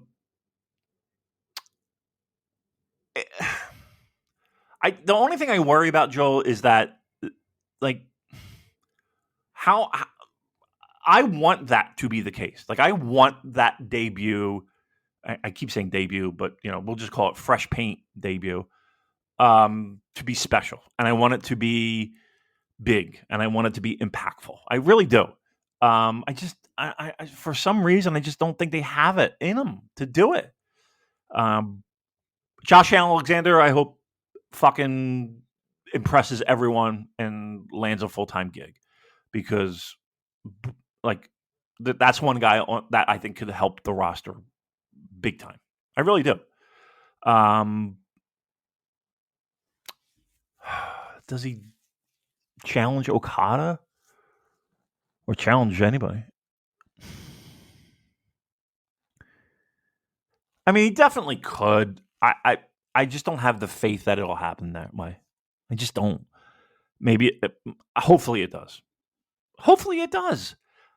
Like, give me a percentage of in your heart. Give me a percentage of the scenario that you laid out happening. About 5%. Okay, all right. Then I'm like I didn't. Right. If you're sending me like percentage of Yuya appearing on this show, 100. I would say you think 100. Wow, because typically they've done the returns at Power Struggle. Yeah. So I may be jumping the gun by expecting him at Sumo Hall. But yeah, I'd say there's a high percentage chance of him being on the show. But in that exact scenario, okay. Let's say we're handing you the book. Say, Damon, you book the perfect Yuya return on this show, given the card as it is, with the sort of proximity to Wrestle Kingdom. What we doing with Yuya? Well, I think the idea that you have of him coming in and challenging someone, on that Mount Rushmore, so to speak, I think that's impactful, and I think that's important. And I would love to see it. If I'm booking it, that's what I would do. Like,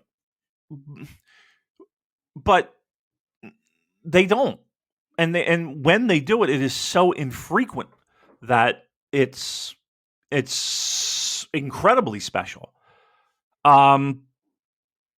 Could they do it? Yes. Should they do it? I would. Because let's be honest here. Are we getting to what are the talking points that would be coming out of this show if he doesn't? You know what I mean? Like, what are the talking points coming out of this? Like, we already know that the buzz on this show is very quiet. Very quiet. You need something coming out of this show that gets people excited and talking. And again, we got 3 months. I would do it. I would absolutely pull the trigger. I just don't have the confidence that they would. Yeah, well, I mean, I'm sort of hanging my hat on this belief that Yuya is destined for something greater than the Musketeers. I still believe there's a reason he's been separated from them, because they could have easily brought him back around the same time as the others and lumped him in with them, but they didn't. They've held him back a little bit longer, and I think there is an intentionality behind that. I don't know what that is yet, but I still think if I'm going to pick one of these guys to get the Rocket Pack, it would be him, because I still think he's got all the tools. So that's why I'm in this, possibly naive, foolish belief that he is going to get the mega push more so than Shota or Tsuji or Narita did. Okay, so I guess that's my question, in the sense of, does he come back, challenge, and then, kind of struggles? I don't want to say struggles, but, kind of takes a very similar path of, maybe he challenges a big guy but loses quite a few of his matches, singles matches, out of the gate, and takes a similar path to just about every one of those guys? Or are you holding out hope that they are trying to separate him from the pack? That keeping him back was purposeful, and that he's the guy. I don't know if I have the faith in the company. I have faith in him because I truly believe. And here's the thing too: I believe that all of those guys have that label on them of being the future of the company. I just don't know if that's going to happen as quickly as we feel it needs to happen. Yeah. I would say this is hope more than expectation, because the playbook is there for them to come back, challenge a prominent guy, and then lose. That's happened with pretty much everyone. It happened with Jay White, and look where he ended up. So that's not to getting say beat up that by a masked man in a locker room, apparently. Well, he's tofu now. Yeah. I'm not going to get into that. Okay, all right. Well, let's move on then to the 8th match, which is the Never Openweight Championship match with David Finlay defending it against Tama Tonga. Go ahead. The ship is sailing on David Finlay at this point. Uh-oh. I think he has missed the chance to. I think he really needed to seize the bull by the horns during the G1, and he didn't. And at this point, I don't believe that he is a guy. I don't believe that he is up to the level of the other Bullet Club leaders in years gone by. Wow. The booking doesn't help. Nope. Having him endlessly wrestling the same guys again and again and again is not great. But I'm just repeating myself with this. I'm not really looking forward to this match. There's no buzz for it with either fan bases, it seems. I still think the direction is ELP taking that Never title off Finlay at Wrestle Kingdom. And yeah, I'm not that into it, Damon. I don't. I've seen these guys wrestle each other before. Right. It's been okay. So again, the evidence suggests this is just going to be another okay match. The fact that it's 8th match on the cards. Yeah. I was going to say about the amount of time it's allocated. I don't think it matters how much time is allocated. I think this is just going to be an okay, 3.25 star match that everyone's going to forget about. Yeah, I mean, that's definitely a problem. I'm willing to give it. I don't know why. Maybe because I just want it to work. But I'm willing to give it a little bit more time. I trust me. I hear your worries. I hear your concerns, and I think they're absolutely valid. Because, truth be told, there really hasn't been anything that would say, okay, we're comfortable with him being a top guy. G1 was a disappointment, no doubt. And I don't know if this match, given the position on the card, given the time that will be given to it, given what feels like, at the very least, the company is giving this program all the time it needs to breathe, it feels like. I just don't think, there's a feeling of caring about either guy at this point. Like, I just don't see it. So let me ask you this. You're not feeling David Finlay, and I think that there are a ton of people that feel very similar. Are you ready to pull the plug on this? What, on David Finlay's Bullet Club leader? Correct.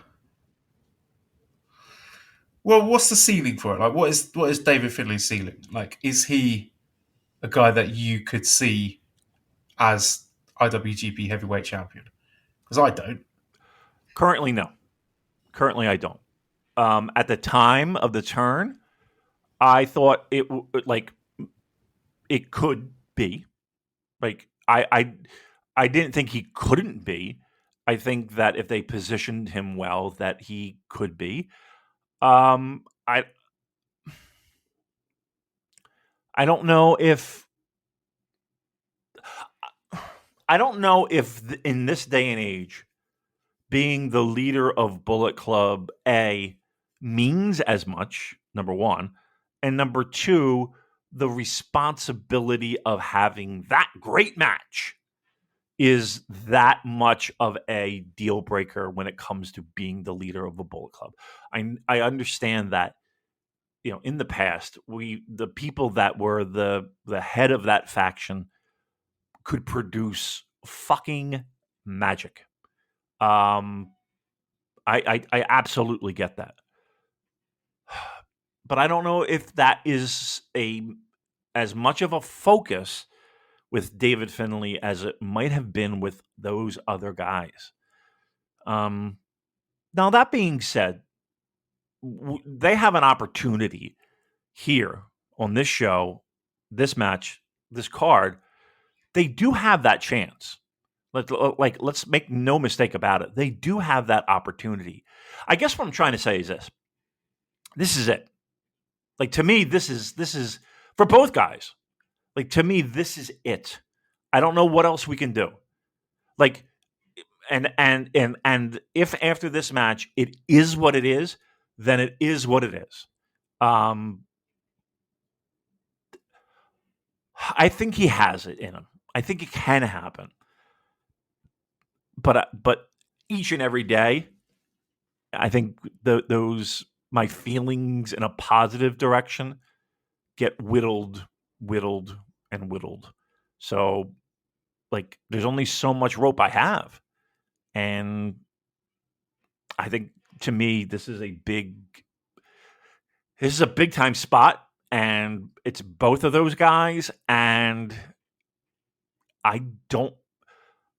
look, I'll say it this way.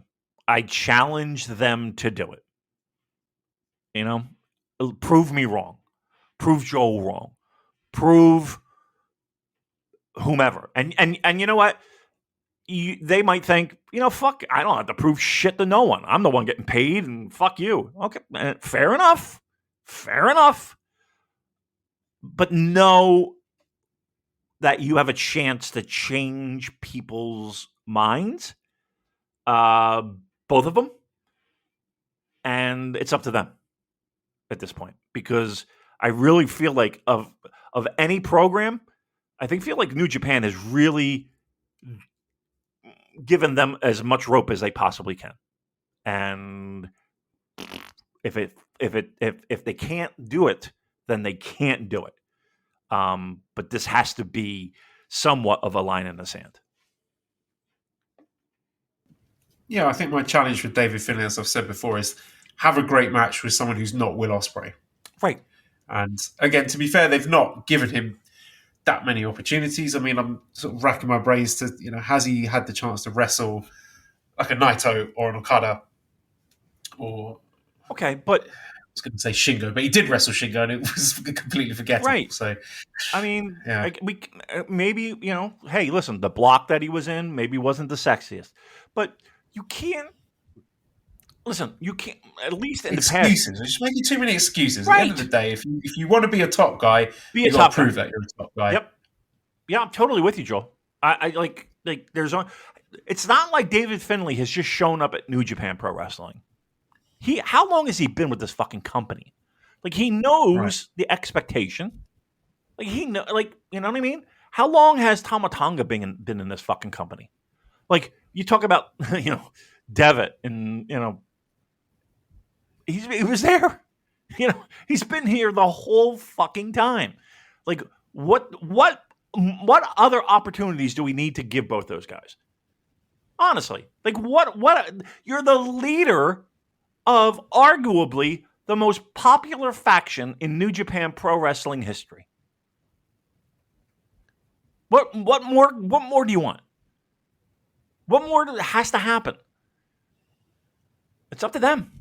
And you look at a guy like Yota Tsuji, and anytime he's getting a chance, he is just grabbing it by the throat with both hands. Look at the juniors. Look at the junior tag situation. Look at Jeff Cobb. Look at, there's plenty of, you can go down the list. Anytime that people are given the tap on the shoulder, we've said it for years, people delivered. I'll go so far as to say this. Today,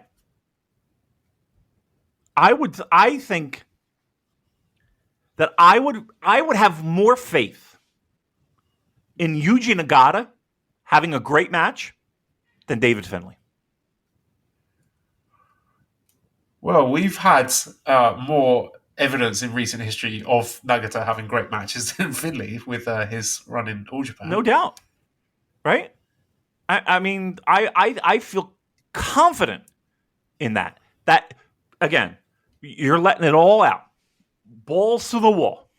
Fucking...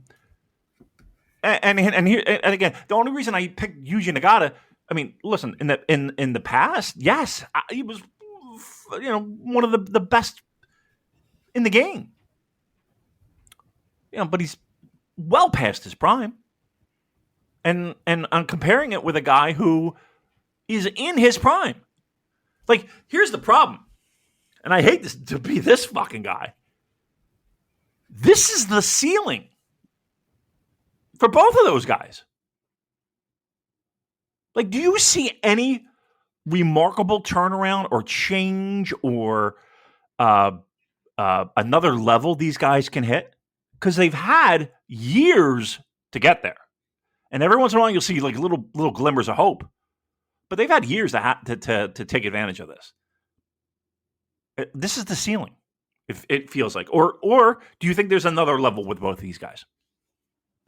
No. I'm going to quote Marlo Stanford from The Wire and say, do it or don't, I got places to be. Right.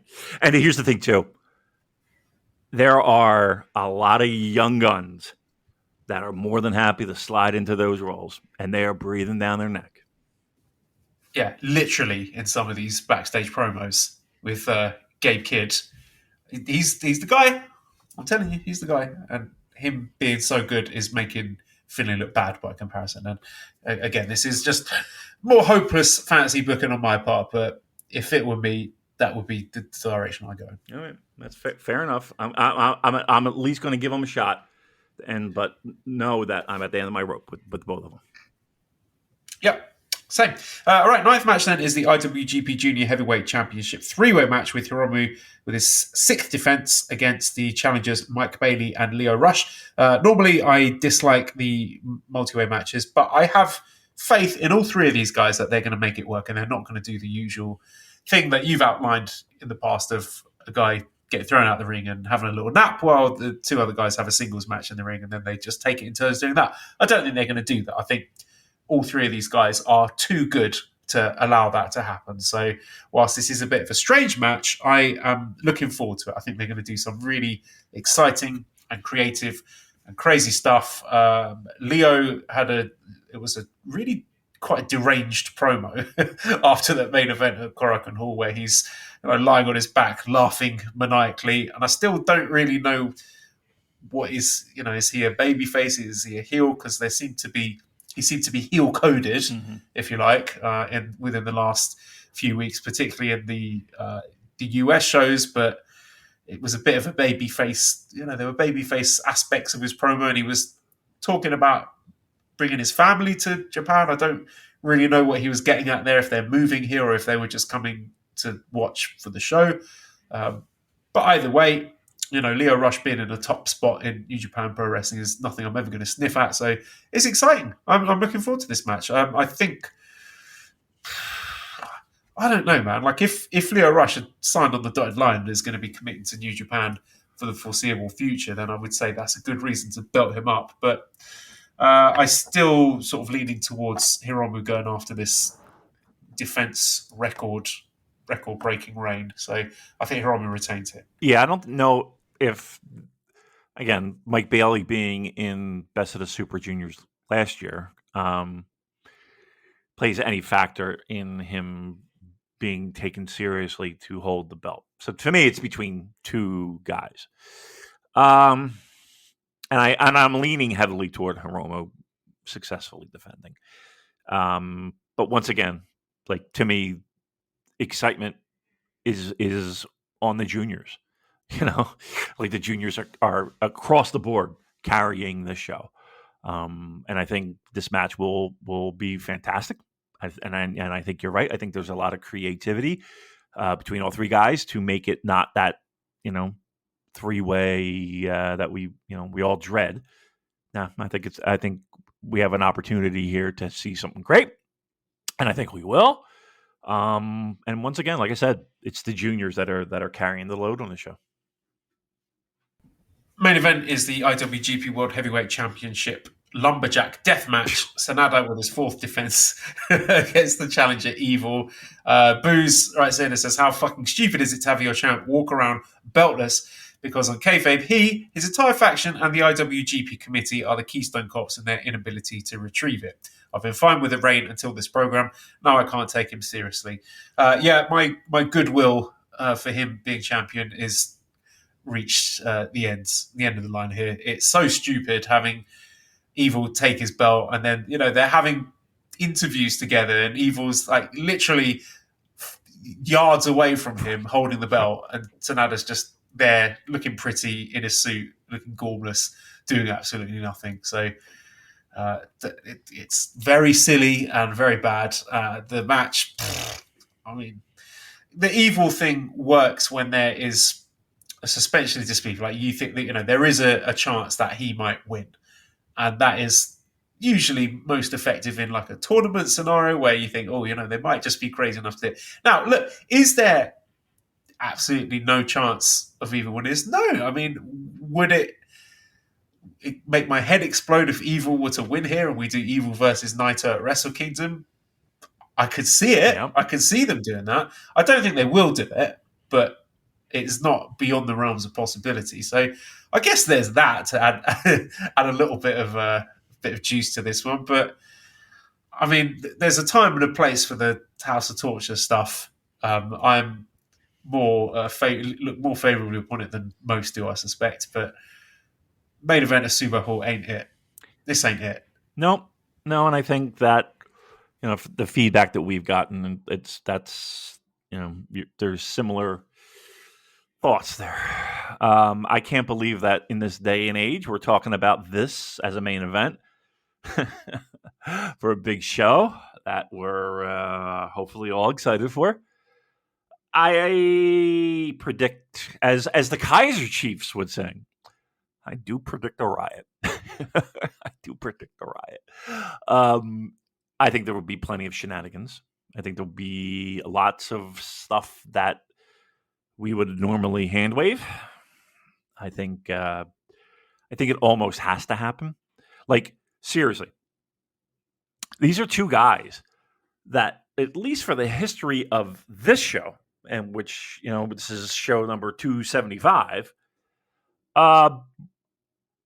we have always been in the camp of underwhelming, underperforming, never able to reach the next level, guys that need a lot of bells and whistles, guys that need new coats of paint, trying everything we can to make them at times able to swallow, and at other times just not changing the channel. It's a tough spot.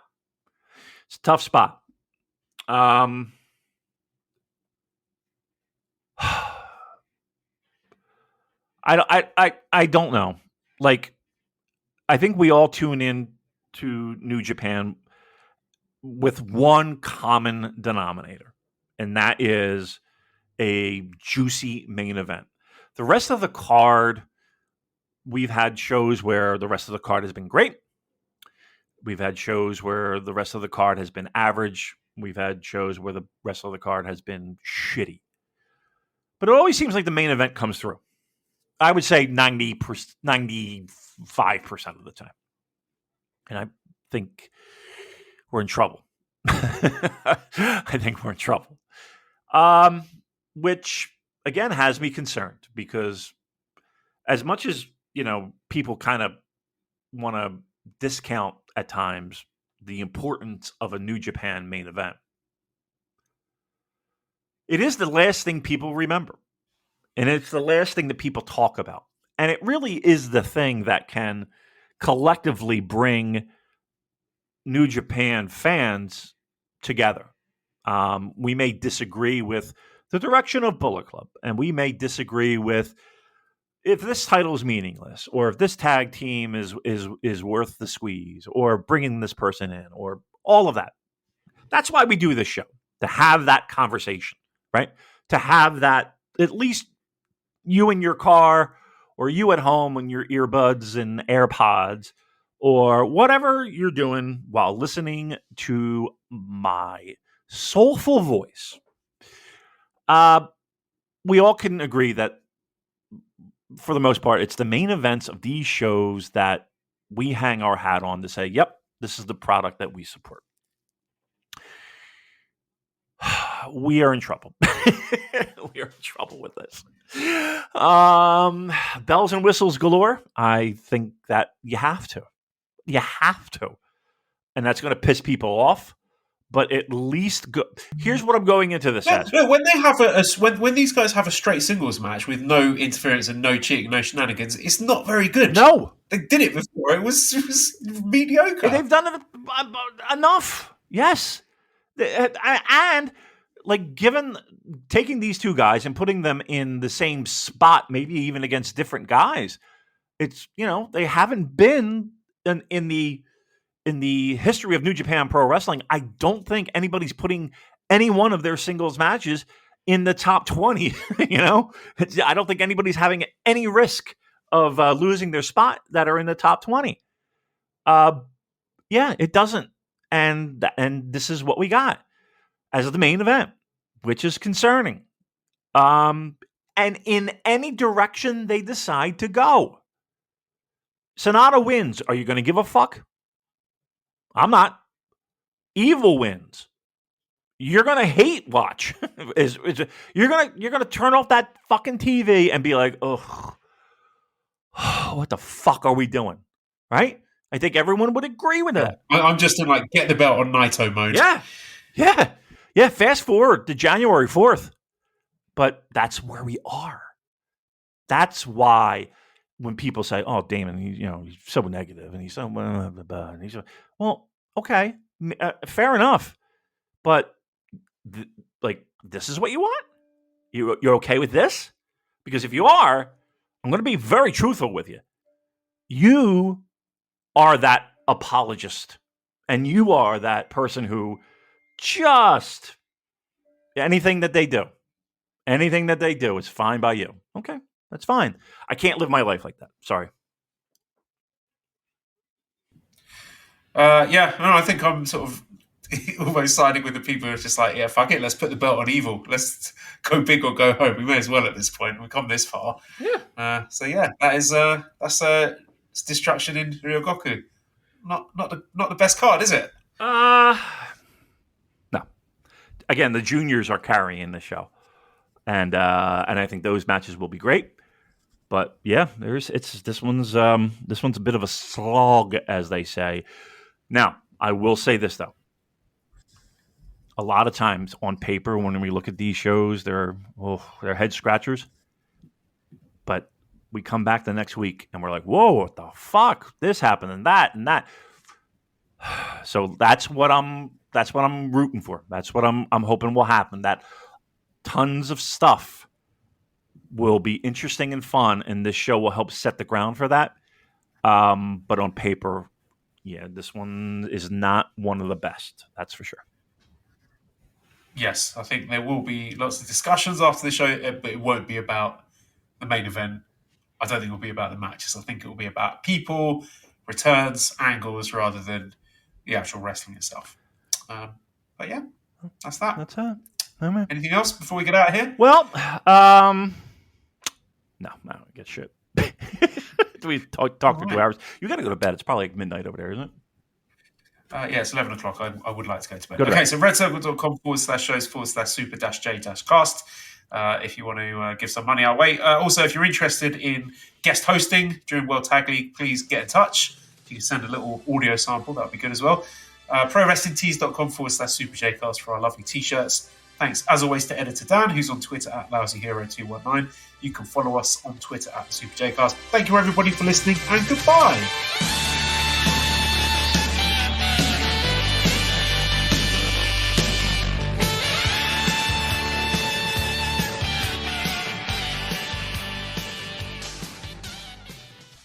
Hello there, everybody. It's me, Garrett Kidney, the co-host of You've Got to Be Kidding Me on the Voices of Wrestling Podcasting Network. And I am Liam Jones, my full name, and I am also a part of the Voices of Wrestling Podcasting Network as a co-host for You've Got to Be Kidding Me. We are a TNA history podcast that covers TNA 1 month at a time. We cover all the drama, all the matches, all the Vince Russo nonsense you could ever want in your life. Have you heard of TNA? I bet you have, but would it be funnier if two people made jokes over it the whole time? Probably. So if that sounds like fun to you, check it out on this very Voices of Wrestling Podcasting Network, and Liam will do bits and whatnot. Hey everybody, my name is Jesse Collins, and I want to tell you all about my show, the Gentleman's Wrestling Podcast, here on the Voices of Wrestling Podcast Network. On the Gentleman's Wrestling Podcast, we do a thorough analysis on the biggest issues and trends within the pro wrestling industry. We talk a lot about pro wrestling media, we talk a lot about fan culture and wrestling's place within general pop culture, and we talk about the broader influences that are shaping the way we discuss and analyze the pro wrestling industry. We've had some of the brightest minds in the pro wrestling intelligentsia on the show, including WrestleNomics host Brandon Thurston, both Rich Craich and Joe Lanza from the Flagship Wrestling Podcast, Trevor Dame from the Through the Years podcast, and a whole lot more. This isn't a show for hot takes. It's not a show recapping the latest episode of television. This is a show focusing on the biggest topics in pro wrestling and doing a deep dive on the real stories behind the surface level analysis you might find elsewhere. The Gentleman's Wrestling Podcast is available wherever you get your podcasts, and we'd really appreciate it if you gave us a try. Thanks.